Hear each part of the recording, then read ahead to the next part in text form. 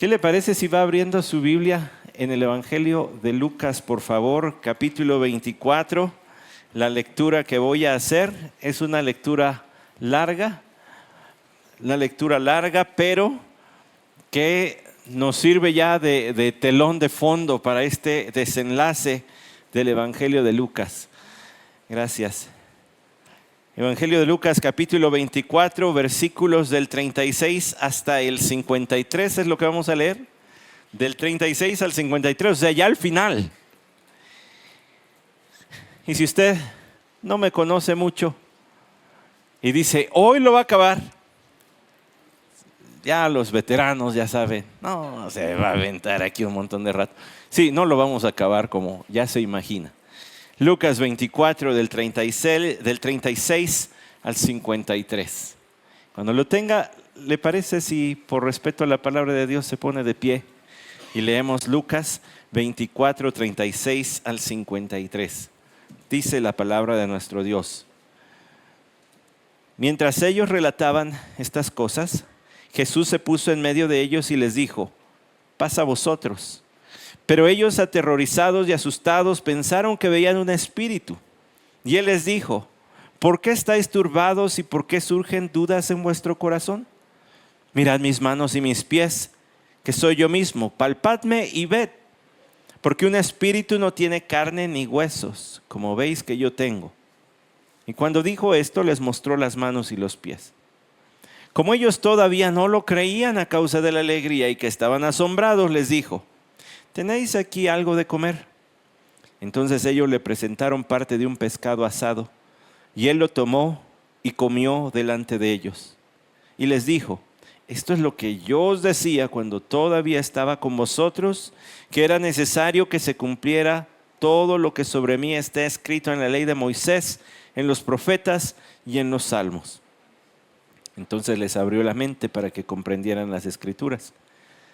Y les dijo, así está escrito que el Cristo padeciera y resucitara de entre los muertos al tercer día, y que en su nombre se predicara el arrepentimiento para el perdón de los pecados a todas las naciones, comenzando desde Jerusalén. Vosotros sois testigos de estas cosas. Y he aquí yo enviaré sobre vosotros la promesa de mi Padre, pero vosotros permaneced en la ciudad hasta que seáis investidos con poder de lo alto. Entonces los condujo fuera de la ciudad, hasta cerca de Betania, y alzando sus manos los bendijo. Y aconteció que mientras los bendecía, se separó de ellos y fue llevado arriba al cielo. Ellos, después de adorarle, regresaron a Jerusalén con gran gozo. Y estaban siempre en el templo alabando a Dios. Vamos a orar. Señor, te rogamos nuevamente que tu Santo Espíritu nos dirija, nos ilumine, Señor. Graba tu palabra en nuestro corazón, aquello que salga de mi boca que es preciso, conforme a tu revelación en tu palabra, pues que eso permanezca en el corazón. Y aquello, Señor, que no, por favor, ayúdame a evitarlo y a todo mundo, si eso sucediera, a desecharlo. Pero te ruego sobre todo también que las palabras y la meditación de mi corazón sean agradables delante de ti. Amén. Tome su lugar, por favor.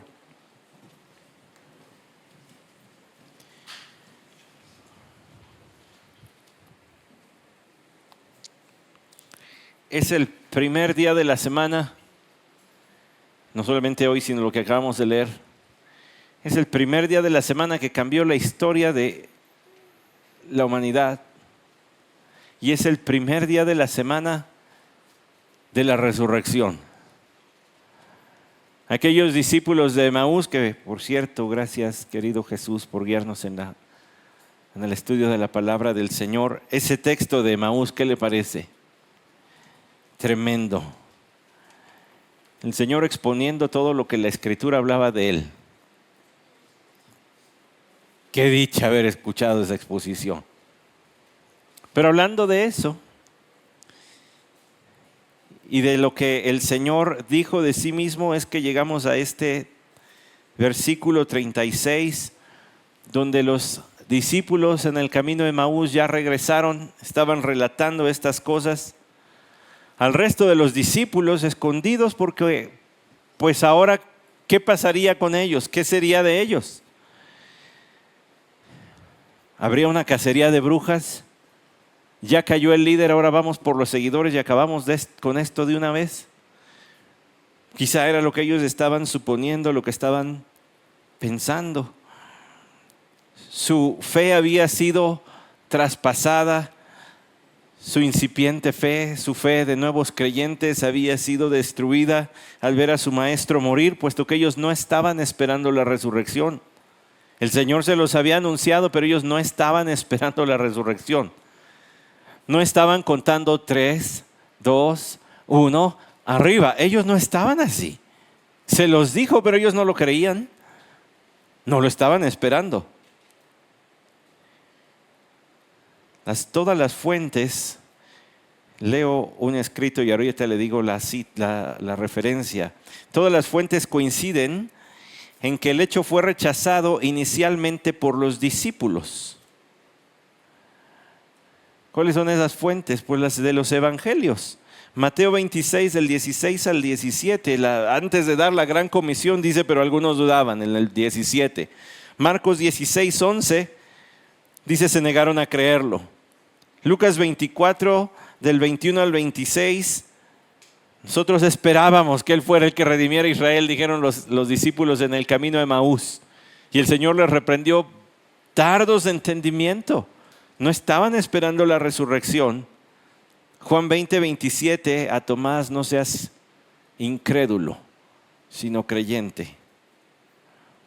El proceso y posterior muerte de Jesús, facilitados ambos según las fuentes por la acción de uno de sus discípulos, asestaron sin duda un enorme golpe emocional y espiritual a sus seguidores, escribe César Vidal en su libro Los primeros cristianos. Un golpe emocional para sus discípulos que los había acabado. La única posible explicación que tenemos para el libro de los Hechos es el texto que tenemos aquí. A ver, se lo voy a decir otra vez. El libro de los Hechos de los Apóstoles, con toda la expansión del Evangelio, acabamos de cantar, yo iré de la tierra hasta el fin, acabamos de orar por los grupos indígenas de nuestro país. La única explicación que hay para la difusión y la propagación del Evangelio es el texto que usted y yo tenemos hoy para considerar. Lo que haya sucedido ese día, o debo decir esa noche, es el único fenómeno que puede explicar la transformación radical de gente que estaba aterrada a gente que no tenía absolutamente miedo a nada. Lo que sucedió allí.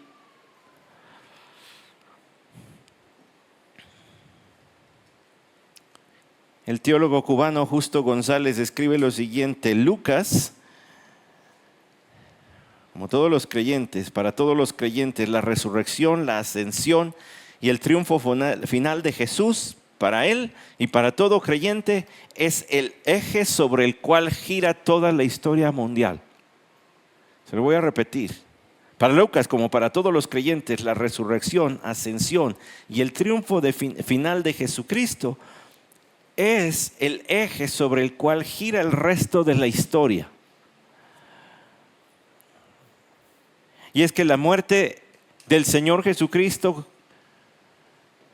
ya nos dice Justo González, la muerte del Señor Jesucristo resolvió el problema del pecado, acabó con el pecado. Ahí está la paga del pecado. Pero la resurrección del Señor Jesucristo acabó con la consecuencia del pecado y trajo la resurrección. Entonces son inseparables. Cruz y tumba vacía, muerte y resurrección son inseparables. Uno no te sirve sin el otro. Es importante que sepamos que los evangelios son un reporte de eventos históricos. Y que como eventos históricos tienen una base, tienen pruebas. Pero se requerían varias pruebas. Se requerían repeticiones de los testimonios. Es más, se requerían repeticiones de las presentaciones del Cristo resucitado, porque aquí le va algo importante que no puede perder de vista mientras que seguimos hablando de la resurrección, desde que lo hemos estado hablando desde hace ya varias semanas. Espero que esto haya ido ya entretejiéndose en la tela de nuestro entendimiento de la Escritura.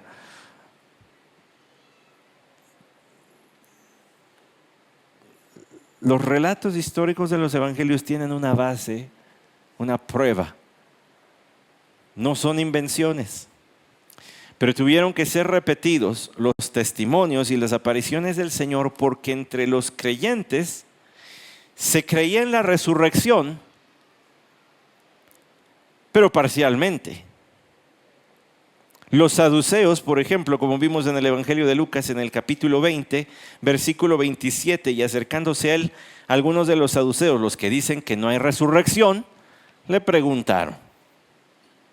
Entre los propios judíos había grupos que no creían en la resurrección. Y aquellos que creían en la resurrección no creían en la resurrección de un individuo en específico, sino de los creyentes al final. Juan 11:24 dice: Marta le contestó cuando el Señor le dijo que su hermano resucitaría, le dijo: yo sé que resucitará en la resurrección en el día final. Habrá una resurrección de los creyentes en general, pero de un individuo no. Así que había que sortear los obstáculos de la sociedad en su entendimiento de la resurrección por medio de repetidas apariciones y también de muchos testimonios de la resurrección del Señor Jesucristo. Si el Señor Jesucristo solamente hubiera dejado una tumba vacía y no apariciones, bien se hubiera podido decir: robaron su cuerpo, lo enterraron en otro lado y luego dijeron que había resucitado. Mintieron. Si la tumba no estuviera vacía y solamente hubiese testimonios, se hubiera podido decir: es histeria colectiva, son fantasías, se pusieron de acuerdo para echar mentiras. La cosa es que hay una tumba vacía, hay apariciones y hay testimonios, lo cual significa que debe haber ocurrido algo extraordinario en la historia de la humanidad. Si no fuera así, usted y yo seríamos los más dignos de lástima. Mira, pobres loquitos, se reúnen a adorar un muerto y todos los domingos se la pasan ahí, y hasta más que el domingo. Y hasta entregan su dinero, porque ya recogimos ofrenda. Ahí también loquitos. Si Cristo no resucitó, nuestra fe personal y aún nuestra doctrina cristiana no tiene el menor sentido. Le voy a dar algunos ejemplitos. El apóstol Pablo escribió a los romanos en el capítulo 1, o sea, Romanos 1.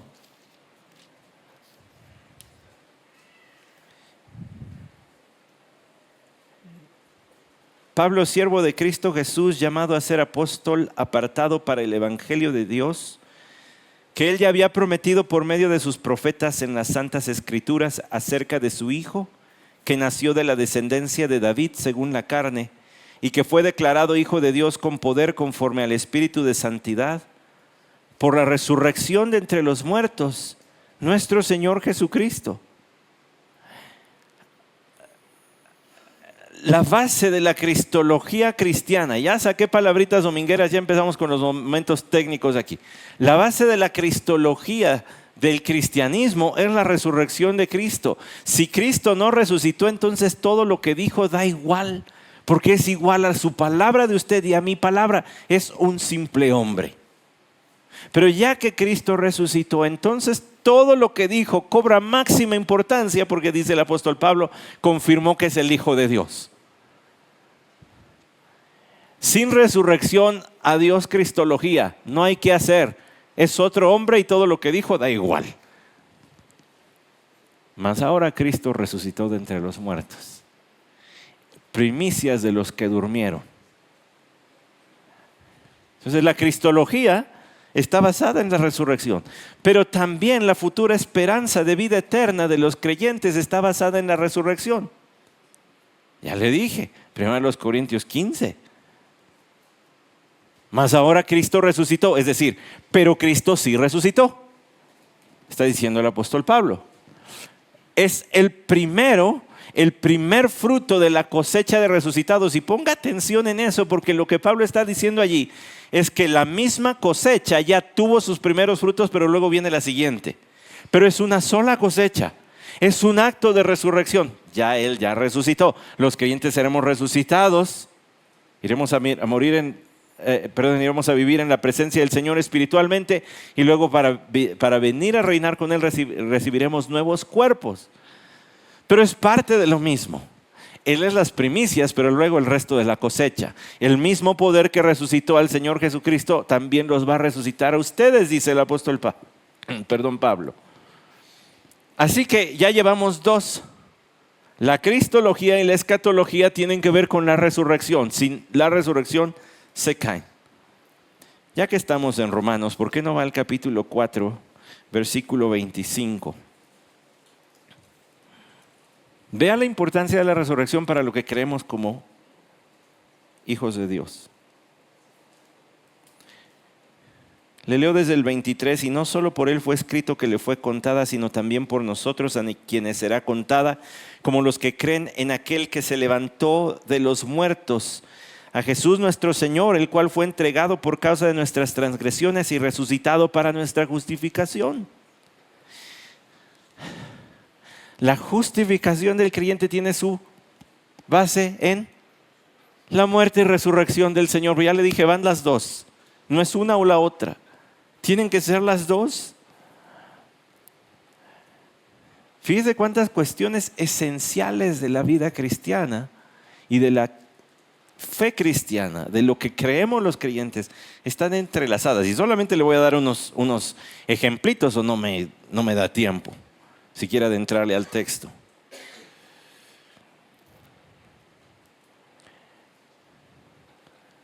La santificación del creyente tiene que ver con la resurrección. Romanos capítulo 6, versículo 4 dice así: por tanto hemos sido sepultados con Él por medio del bautismo para muerte, a fin de que como Cristo resucitó de entre los muertos por la gloria del Padre, así también nosotros andemos en novedad de vida.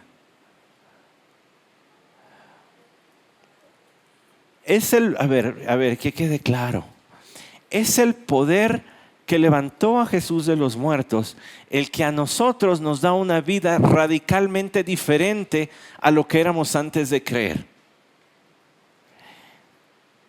Si la vida de alguien no es de alguien que profesa creer en Cristo Jesús como Señor, como Salvador, si la vida de esa persona no ha sido cambiada radicalmente de lo que era antes de ese acto de fe, entonces su fe es vana. Está muerta. Dice, pero en realidad no ha sucedido. Por eso la Biblia lo dice en términos tan rotundos y contundentes. Es un nacer de nuevo.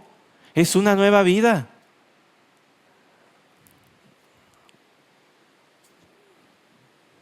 Pero si el corazón sigue plagado de todo lo que había antes, ¿cómo justificas? ¿Cuáles son tus pruebas? Diría Santiago, el escritor bíblico. Demuéstrame que tienes fe por tus obras.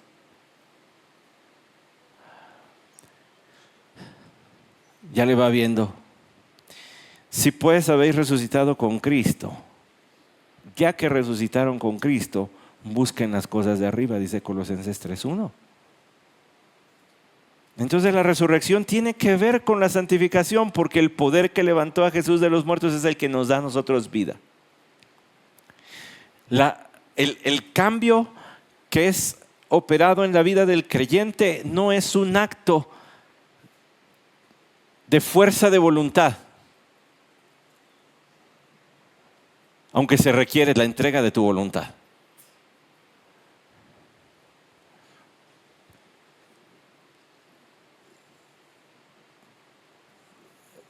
Es la rendición del yo para abrazar lo que Él quiera, tanto en circunstancia como en propósito. Es decir, abrazar lo que Él mande a mi vida, pero también yo estar determinado a hacer su voluntad, cueste lo que cueste. A todo tipo de acto de obediencia que Él demanda en su palabra y que a veces las circunstancias sacan a colación.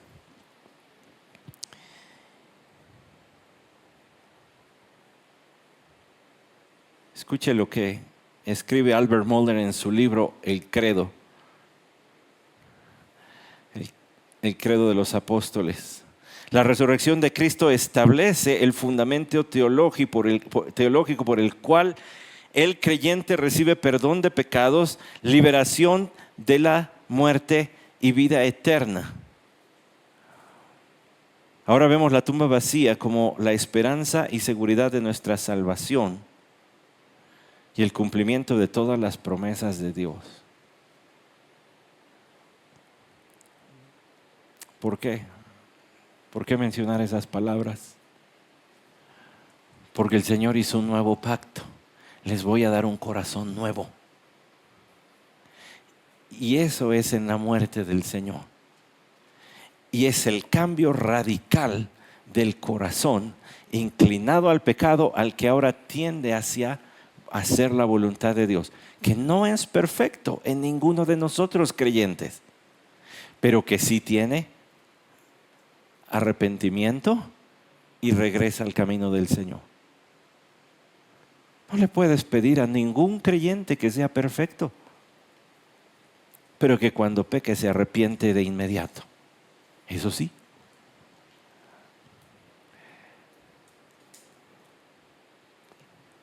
Otro ejemplo, y el ejemplo final, la resurrección y lo que estábamos cantando, la proclamación del Evangelio, que tiene que ver. Si hemos sido unidos con Cristo, y ahí hay otra doctrina que estaba inmersa, ¿verdad? La unión con Cristo, unidos con Cristo en su muerte, con Cristo estoy juntamente crucificado, unidos con Cristo en su resurrección, si habéis resucitado con Cristo, lo que decía el otro día, no sé si aquí o el martes, la doctrina de la co-crucifixión y la co-resurrección con el Señor Jesucristo está en la unión con Cristo, pero la proclamación del Evangelio también. Si hemos sido unidos con Cristo en su muerte y resurrección, entonces somos unidos en su misión, en lo que Él vino a hacer. Juan 17 dice así: ellos no son del mundo, como tampoco yo soy del mundo. Santifícalos en la verdad, tu palabra es verdad. Como tú me enviaste al mundo, yo también los he enviado al mundo. Y entonces el libro de los Hechos sucede por esto, porque quien está unido a Cristo ahora tiene el mismo propósito salvador. Él ya salvó, Él ya hizo la obra de expiación, pero ahora nosotros hacemos la obra de proclamación hasta que el Señor venga. Así que ya le va midiendo el tamaño de relato que tenemos frente a nosotros en la resurrección del Señor Jesucristo, pero particularmente en su aparición al grupo mayor de creyentes. Dice Lucas 24:36, mientras ellos relataban estas cosas, Jesús se puso en medio de ellos y les dijo: paz a vosotros. ¿Quiénes ellos? Los discípulos que andaban en el camino de Emaús, llevaron al Señor a su casa y cuando partió el pan lo reconocieron y salieron corriendo a decirle a todos que habían visto al Señor. Jesús se puso en medio de ellos, la segunda frase de ese versículo, es decir, traspasando todo tipo de barreras, el Señor se presentó allí, haciendo uso de las cualidades de su cuerpo ahora resucitado, o deberíamos decir glorificado. El Señor se apareció, Escuche lo que escribió Juan 20:19, dice de esa ocasión. Entonces al atardecer de aquel día, el primero de la semana, y estando cerrando las puertas del lugar donde los discípulos se encontraban, por miedo a los judíos, Jesús vino y se puso en medio de ellos y les dijo: paz a vosotros. No abrió la puerta, no abrió un agujero en el techo, apareció. Propiedad del cuerpo resucitado, glorificado de nuestro Señor Jesucristo, desvanecerse como lo hizo con los discípulos de Emaús y aparecer. Ya se le antojó, ya me agarró, ¿por qué? Su cuerpo glorificado, de acuerdo a 1 Corintios 15, es un cuerpo como el que nosotros vamos a recibir cuando vengamos con Él a reinar. Así que va a estar bueno las escondidillas. Un cuerpo que pueda desvanecerse y aparecer a voluntad. Eso fue lo que hizo el Señor. Y se apareció a ellos, dice, les dijo: paz a vosotros.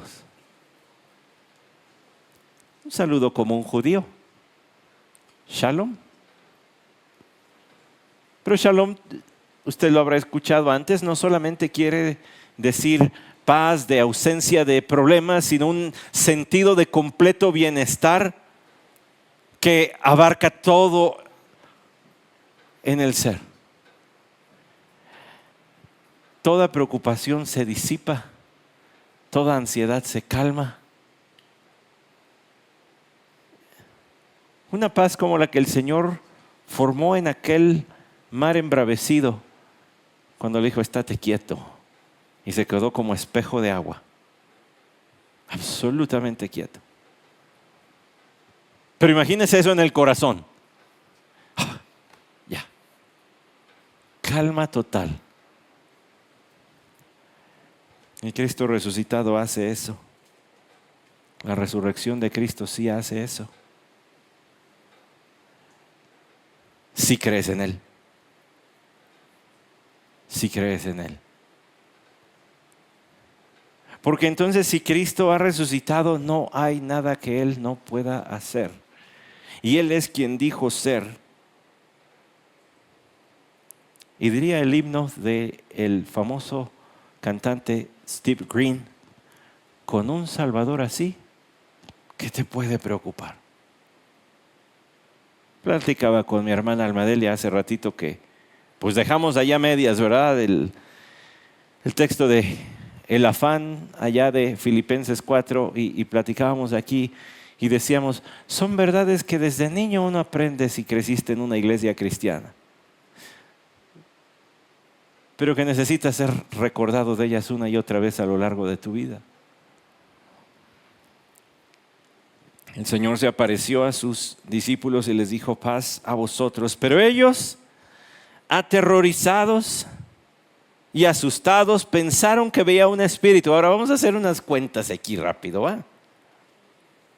¿Quiénes les habían ido a decir ya que el Señor había resucitado? ¿Quién? Las mujeres. ¿Cuáles? María, es la que no sabemos, Juana y María Magdalena. Bueno, las mujeres, pues, para que nadie quede aquí chiviado. Las mujeres ya habían ido. ¿Quién más ya había ido?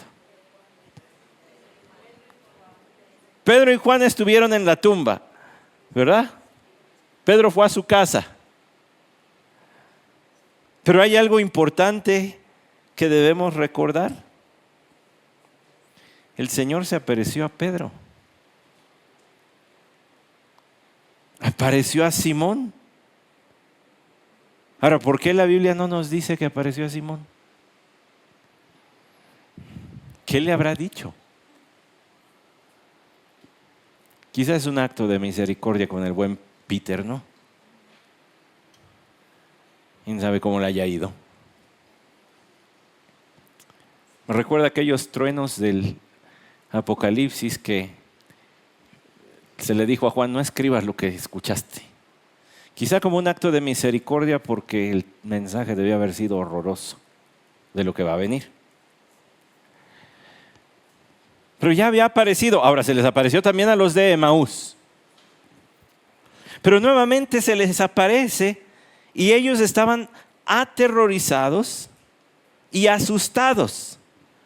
Las dos palabras apuntan al mismo sentido, pero la primera quiere decir asustado. La segunda quiere decir aterrorizado, lanzado dentro de un pozo de miedo, muy asustado.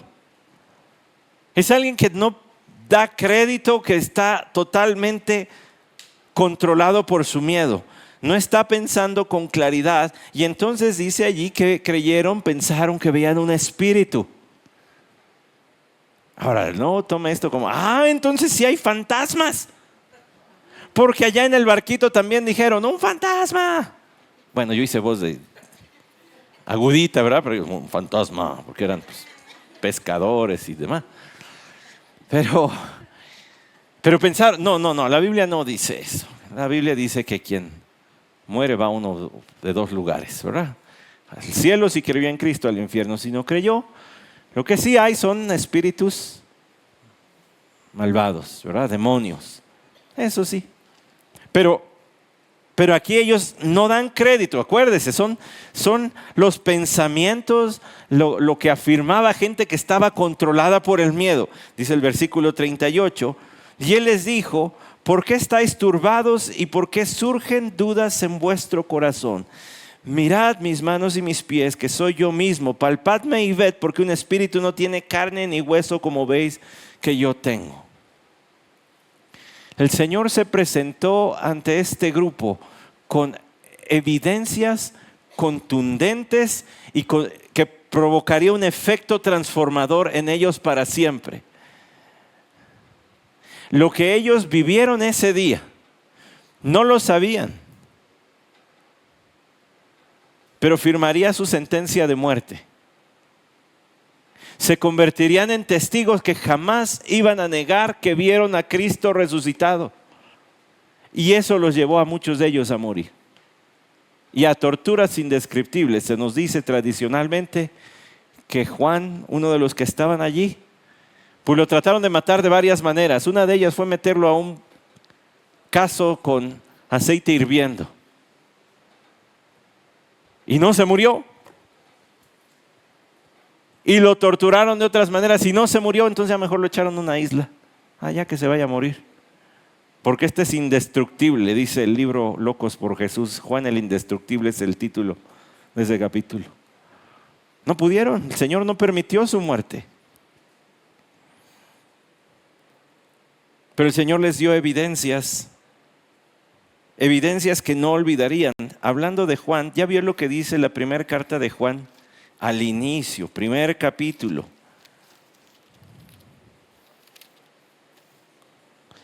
Versículo 1, lo que existía desde el principio, lo que hemos oído, lo que hemos visto con nuestros ojos, lo que hemos contemplado y lo que han palpado nuestras manos acerca del verbo de vida, pues la vida fue manifestada y nosotros la hemos visto y damos testimonio y os anunciamos vida eterna, la cual estaba con el Padre y se nos manifestó. Lo que hemos visto y oído, os proclamamos también a vosotros para que también vosotros tengáis comunión con nosotros, y en verdad nuestra comunión es con el Padre y con su Hijo Jesucristo.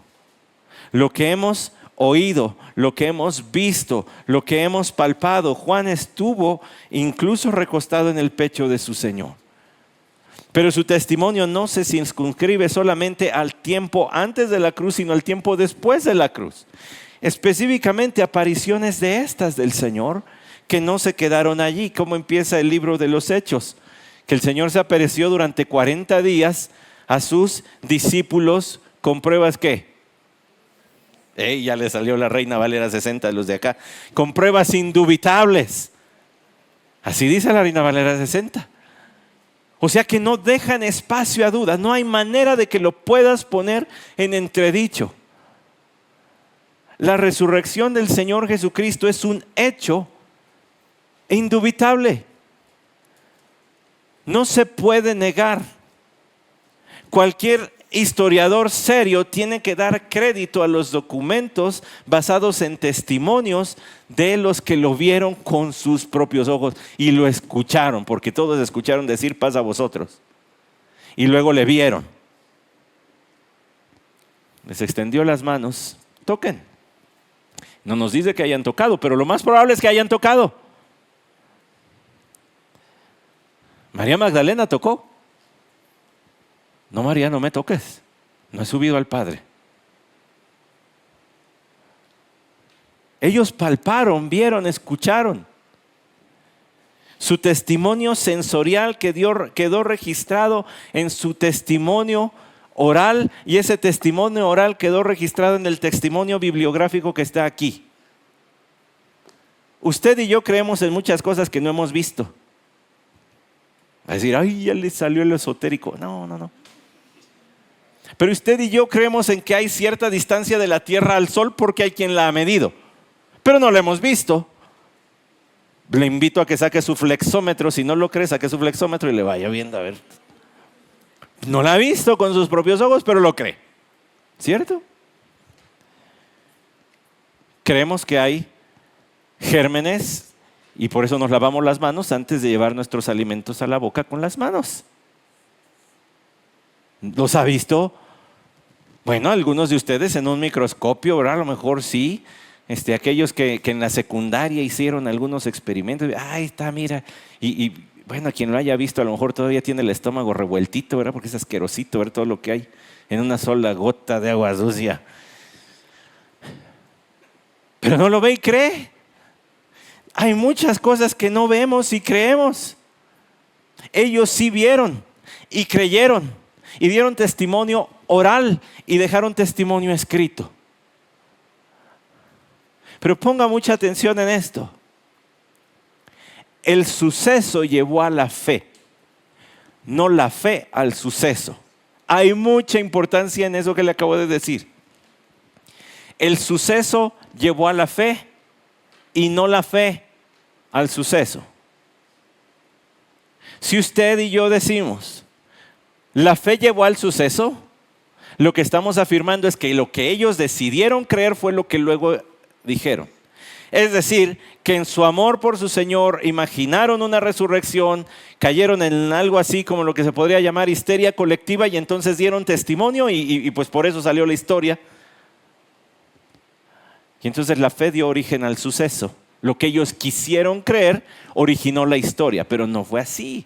El suceso de la resurrección los terminó convenciendo a ellos. Allí sí, el orden de los factores altera el producto.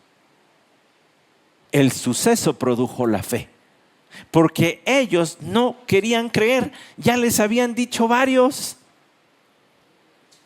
Y decían no. Entonces, las repetidas ocasiones que el Señor apareció y las repetidas ocasiones que se dio testimonio de esto, nos dejan en claro que el suceso sí ocurrió. El apologeta Josh McDowell diría, nadie moriría por una mentira. Cristo mismo no hubiera muerto si hubiese estado mintiendo diciendo soy el Hijo de Dios. Y más locos hubieran tenido que estar sus seguidores por morir afirmando que era el Hijo de Dios y que resucitó si en realidad no lo hizo. Pero si lo hizo, y sabemos que sí ocurrió, entonces su testimonio es imposible de negar. El Señor les dice más adelante, lo acabamos de leer juntos, vosotros sois testigos de estas cosas en el versículo 48. Ustedes son testigos. Ustedes se van a convertir en el instrumento para dar fe de lo que acaba de ocurrir en este día. Así que tendrían que estar bien convencidos y el Señor se aseguró de darles todas las evidencias que iban a necesitar. Primero las evidencias sensoriales y luego las escriturales. Dice, ay pastor, ahora sí está echando todo el bosquejo. Pues sí, porque uno se tiene que ir ayudando para acordarse. Evidencias sensoriales, evidencias escriturales. Las sensoriales son las que ellos pudieron percibir. Su voz, para empezar. Y para vencer su incredulidad en el versículo 38, ¿por qué estáis turbados y por qué surgen dudas en vuestro corazón? ¿Por qué estáis turbados? Habla de este descontrol mental. Yo no sé qué expresiones haya habido. ¡Ah! Tal vez un susto por allí, ¿verdad? O el que enmudeció pero se quedó paralizado. El Señor les dijo: ¿por qué estáis turbados? ¿Por qué surgen dudas en vuestro corazón?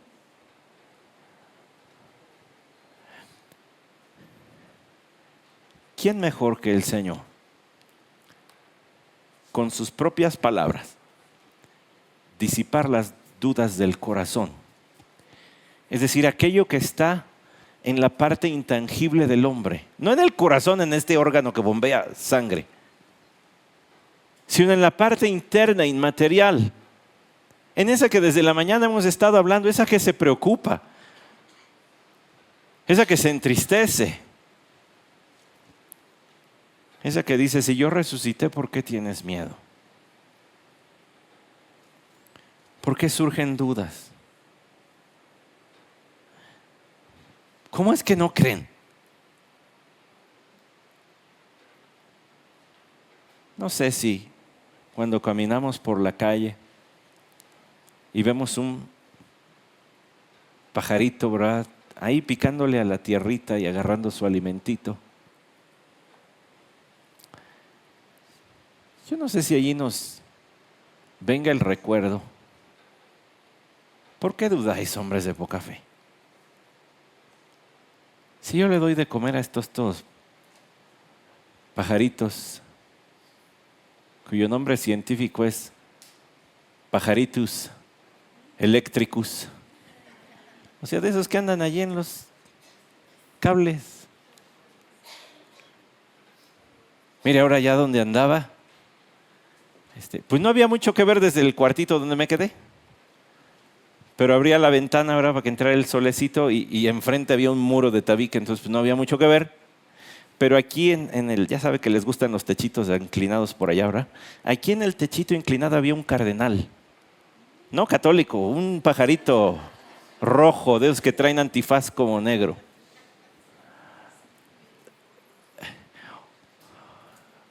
Uno diría: sí, de estos preocúpate, Señor, y que haya más, y que haya un chorro en la Ciudad de México para que los cables se vean rojos. Pero no, son de estos pajaritos corrientitos, ¿verdad? De corriente eléctrica, pues, que están ahí en los cables. El Señor hasta eso les da de comer, entonces ¿tú por qué te preocupas?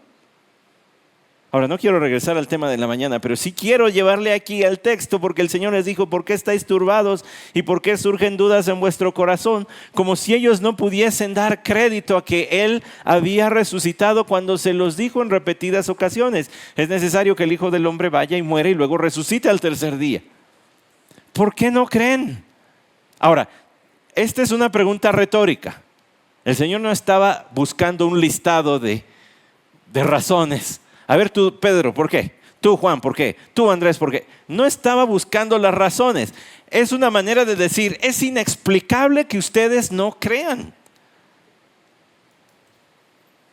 Cuando las pruebas sensoriales estaban literalmente al alcance de la mano, y por eso les dijo: mirad mis manos y mis pies, que soy yo mismo, palpadme y ved.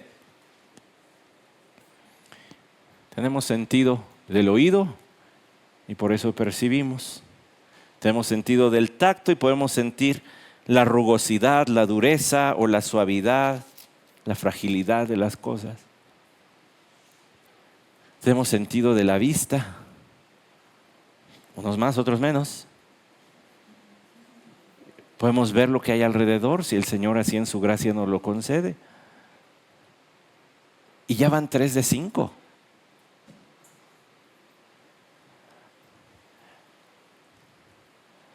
Si yo le digo que ese muro es negro, ¿usted lo cree? Pero digo: ¿de verdad es negro? Se dice: no, ya se nos deschavetó el pastor. Porque no corresponde con la realidad, ese muro no es negro. ¿Cómo lo sabe? Pues porque lo está viendo. Porque hay una prueba con sus sentidos. Lo estoy viendo. Si yo le digo: esta Biblia pesa 14 kilos, usted dice: no, juegue, está mintiendo. Porque usted puede constatar que esto no pesa tanto.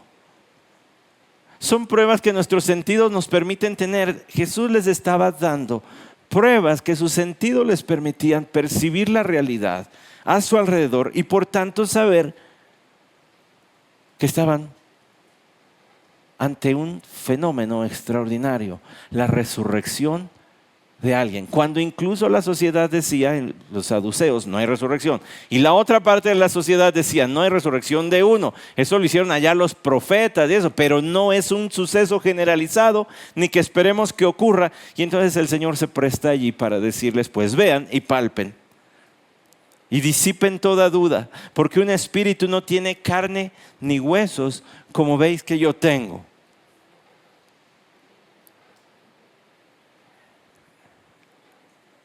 En un hecho de condescendencia divina, el Señor Jesucristo descendió al vientre de lo más probable es que haya sido una mujer muy joven, llamada María. Y se haya hecho verdadero Dios, verdadero hombre. Y en un cuerpo con las mismas propiedades que el de usted y el mío,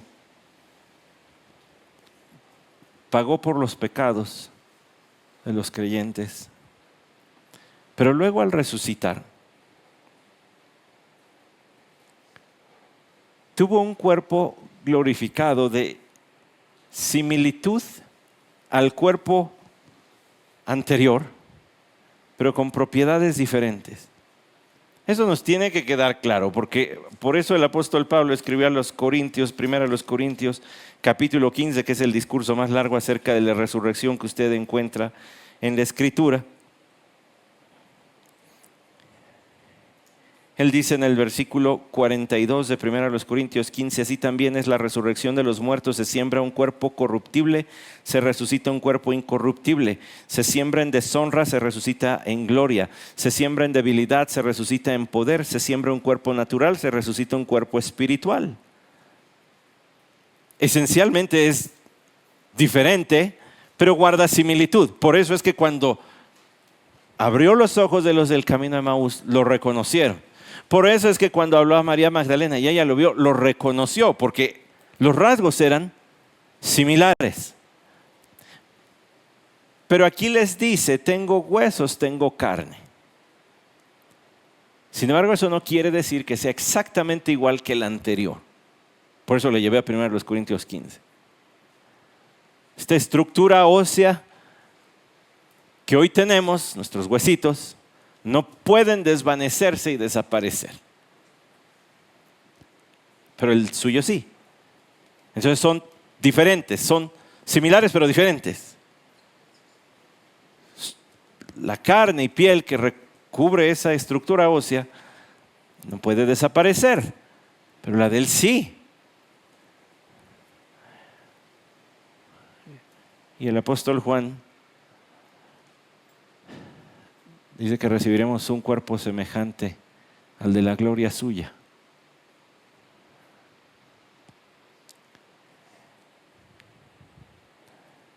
Ustedes pueden tocarme y verme, un espíritu. Y otra vez no es que esté diciendo espíritu en el sentido fantasmal, sino criaturas espirituales, como los ángeles, como los demonios, no tienen cuerpo. Pero dice el Señor, yo sí.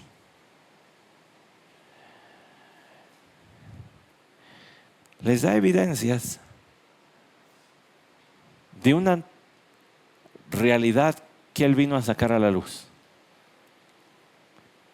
Ellos no daban crédito, pero les dio evidencias sensoriales de una realidad que vino a sacar a la luz. Y esa es la realidad de que todo el que crea en Él un día va a vivir también con Él.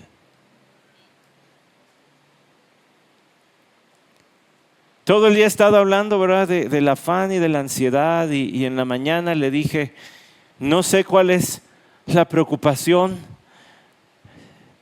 Creo que hay cuestiones que preocupan a los hombres, no lo digo yo, lo he leído en diferentes publicaciones, cuestiones que preocupan más, es más, cuestiones que dividen matrimonios El dinero, por ejemplo, el uso del dinero.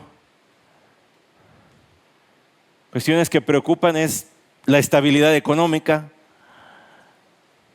la salud, por supuesto, y la vida y la muerte. De hecho, no hay cosa que aterre más a las personas que hablar en público, excepto la muerte. Usted busque, hay estudios de eso. La gran mayoría de la gente no se podría parar aquí, y yo en mi carne le aseguro que no estaría aquí. Estaría, pues quién sabe en dónde, pero si fuera creyente tampoco estaría aquí si no me pusiera el Señor a hacer lo que hago, porque soy muy introvertido. Y aquí tengo una compañera del seminario que da testimonio que en 6 meses yo no le hablé a nadie del grupo, de tan introvertido. Entonces, es el miedo a la muerte otra cosa que aterra. Pero el Señor vino a sacar a la luz con su resurrección, con pruebas contundentes, una nueva realidad. Para que todo aquel que en Él cree no se pierda, sino que tenga vida eterna. Si en este día yo he sido insensible y a la hora de estar aquí al frente he hablado y he dicho cosas como estar preocupado por un diagnóstico, estar preocupado por una enfermedad, son cosas que hay que llevar al Señor y no volverlas a tomar. Bueno, eso es verdad, pero si he usado de insensibilidad, discúlpeme. Eso es lo que le quiero enfatizar. Que la resurrección de Cristo le vino a quitar lo horroroso a la muerte para todo aquel que en Él cree. Para todo aquel que en Él cree. Y esa resurrección del Señor Jesucristo fue constatada con pruebas indubitables, sensoriales, de aquellos que lo vieron el primer día de su resurrección. Y ya ni le digo que luego les dijo, pues para terminar de convencerlo, ¿no tienen por allí algo de comer? No es que tuviese hambre, el cuerpo glorificado y resucitado del Señor no está limitado por las necesidades físicas, no necesita comer. Su cuerpo antes de la muerte sí necesitaba comer como el suyo y como el mío. Deliberadamente he pedido que nunca se ponga un reloj aquí, ¿verdad? Para que no vayan a estar así como...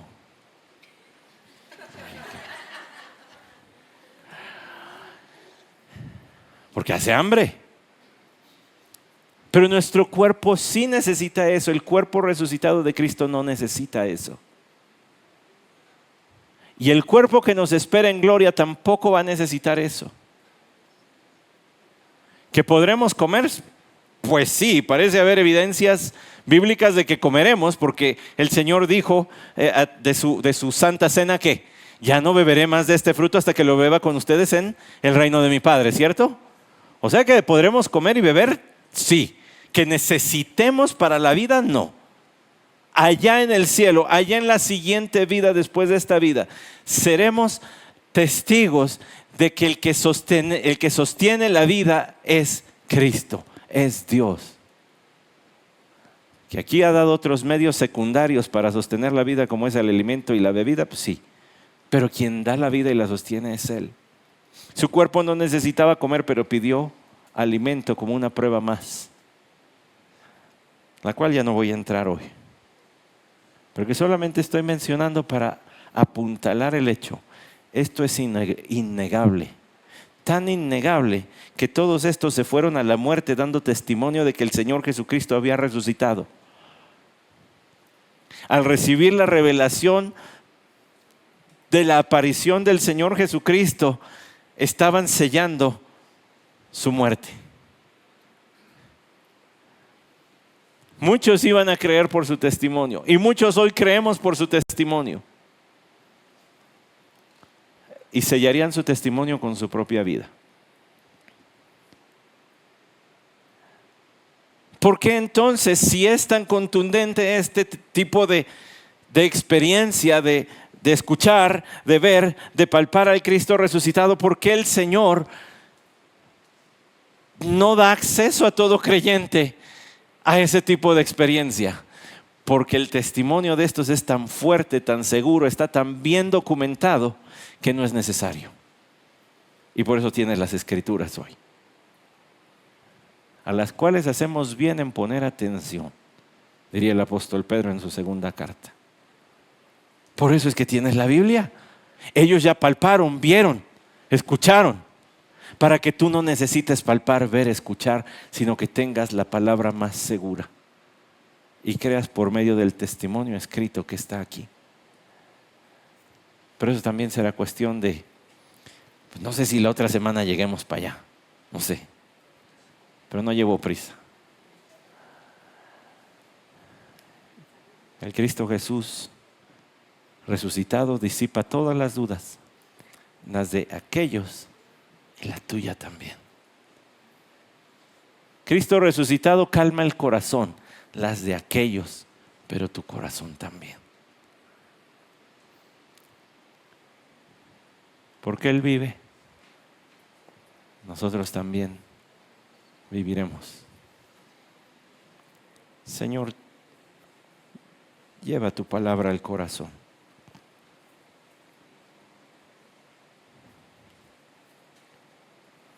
Utilízala para curar las heridas, para secar las lágrimas.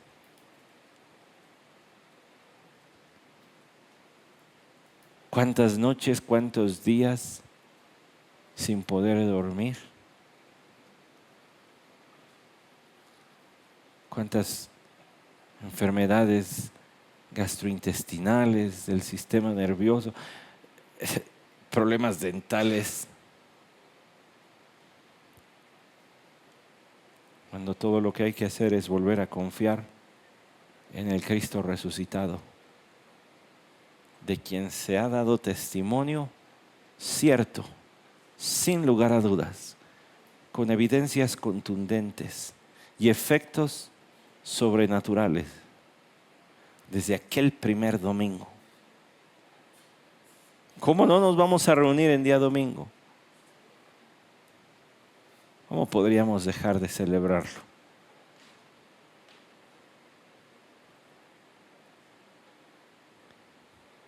Usa tu palabra, Señor.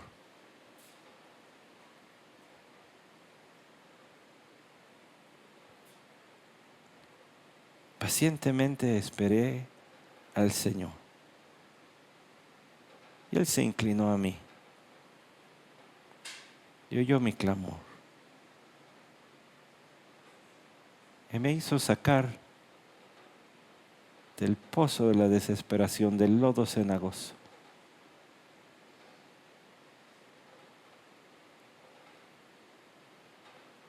Saca corazones del pozo de la desesperación a través de la fe en el Cristo resucitado. Por la autoridad, Señor, la seguridad de tu palabra. Amén.